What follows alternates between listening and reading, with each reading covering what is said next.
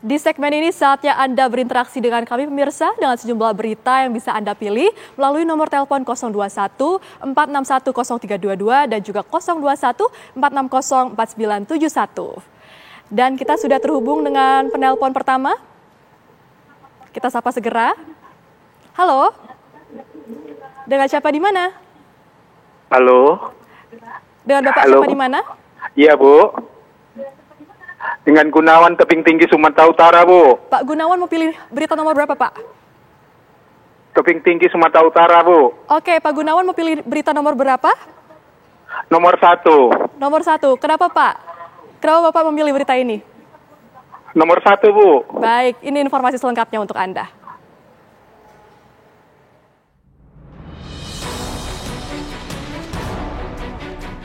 Kejaksaan Agung kembali mengeluarkan memorandum untuk mengoptimalkan penegakan hukum dan meminimalkan dampak penegakan hukum dalam pemilu 2024.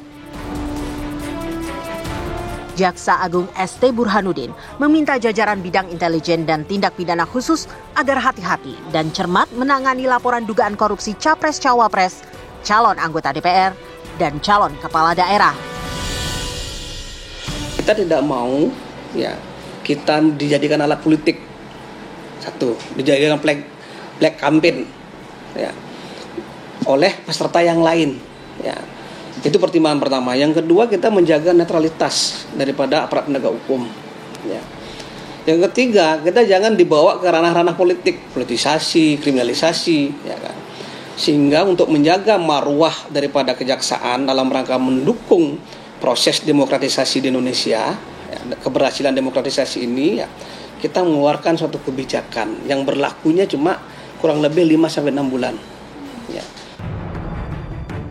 Beda dengan Kejaksaan Agung, Komisi Pemberantasan Korupsi KPK memastikan tetap memproses hukum kasus dugaan korupsi yang menyangkut calon presiden, calon wakil presiden, dan calon anggota legislatif.